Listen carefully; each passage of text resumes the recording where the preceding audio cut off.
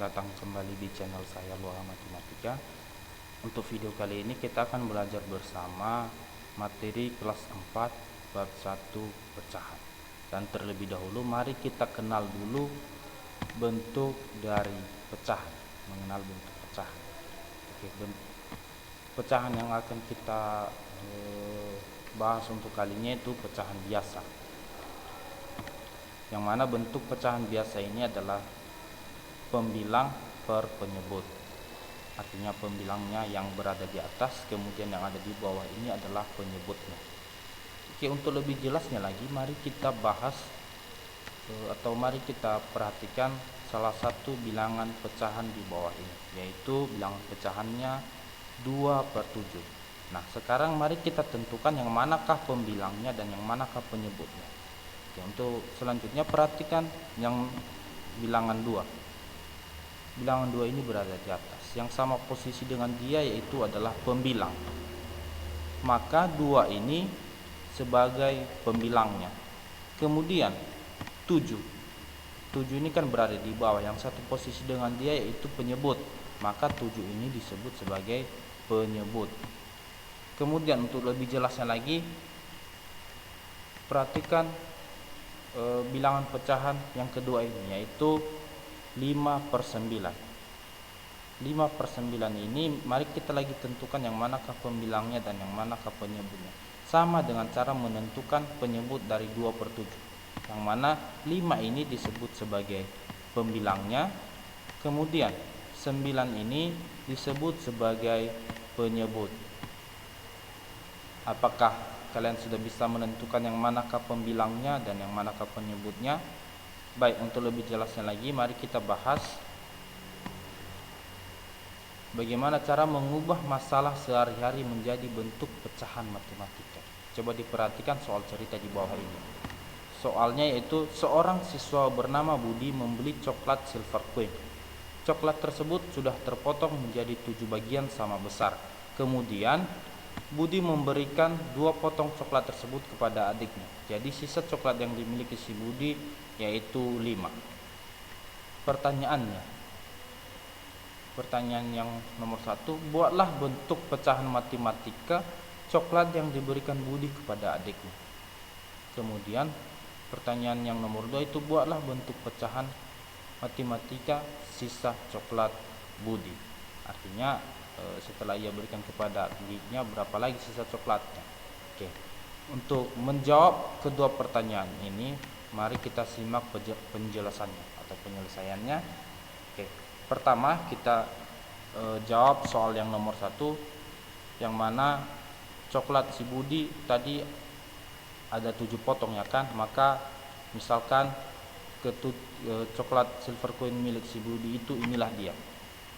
Kemudian ia kan memberikan 2 potong kepada adiknya, maka yang diarsir atau yang diwarnai biru ini adalah coklat yang ia berikan kepada adiknya. Nah, kemudian kedua potong coklat ini sebagai pembilang, maka kita tulis 2 per. Sekarang kita tentukan yang penyebutnya. Untuk penyebutnya kita ambil dari jumlah keseluruhan potongan coklat yang dimiliki si Budi, yang mana jumlah keseluruhan potongannya itu 7, maka penyebutnya adalah 7. Jadi bentuk pecahan coklat yang diberikan Budi kepada adiknya yaitu 2/7.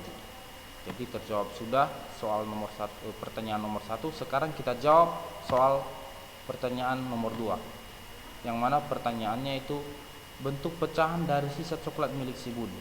Oke, pertama ini adalah coklat yang dimiliki si Budi, kita misalkan. Kemudian ia berikan kepada adiknya 2 potong ya kan. Lalu sisa coklat si Budi ini dia. Sisa coklat si Budi ini itu lagi sebagai pembilang. Maka kita tulis 5 karena sisa coklatnya 5 ya kan. Kemudian untuk menentukan penyebutnya lagi sama seperti soal jawaban dari pertanyaan pertama, yaitu diambil dari jumlah keseluruhan potongan coklat. jumlah keseluruhan potongan coklat tadi yaitu 7, maka penyebutnya adalah 7. Jadi bentuk pecahan matematika sisa coklat yang dimiliki si Budi yaitu 5/7. Jadi terjawab sudah kedua pertanyaan ini. Apakah bisa dimengerti? Oke, sekarang kita akan belajar pecahan senilai dan menyederhanakan pecahan. Kita bahas satu persatu atau kita pelajari satu persatu. Pertama kita pelajari yaitu mengenai pecahan senilai. Misalkan salah satu pecahannya yaitu A per B. Untuk mendapatkan nilai pecahan senilainya atau pecahan senilai dari A per B ini, maka kita gunakan yaitu A per B dari pecahan tersebut dikali C kali C. Artinya C ini adalah bilangan bulat positif, yang mana C itu lebih besar dari 1. Artinya bisa 2, bisa 3, 4, dan seterusnya. Oke, untuk lebih jelasnya supaya dapat dimengerti, mari kita simak contoh soal di bawah ini. Contoh soalnya yaitu yang pertama, pecahan dari 2/5. Mari kita cari pecahan senilai dari 2/5 ini. Sama kita gunakan seperti cara yang ini. Oke. Pertama soalnya itu adalah 2/5, lalu dikali, misalkan yang kita gunakan C adalah 2, kan lebih besar dari 1, maka dikali 2/2. Lalu kita lakukan operasi perkalian antara pembilang dengan pembilang dan penyebut dengan penyebut. Maka 2 kali 2 sama dengan 4, 2 kali 2 sama dengan 4, kemudian 5 kali 2 sama dengan 10. Jadi pecahan senilainya itu 10. Kemudian kita cari lagi pecahan senilai dari 2/5. Misalkan kita pakai adalah 3, yang lebih besar dari 1 kan. Setelah 1, 2, setelah itu 3. Oke, pecahan senilai dari yang lainnya dari 2/5 ini yaitu 2 kali 3 sama dengan 6 dan 5 kali 3 sama dengan 15. Jadi pecahan senilai dari 2/5 yaitu 4/10, kemudian 6/15 dan seterusnya. Jadi kira-kira bisa diikuti dulu untuk menentukan pecahan senilai. Oke, untuk lebih jelasnya lagi, mari disimak video soal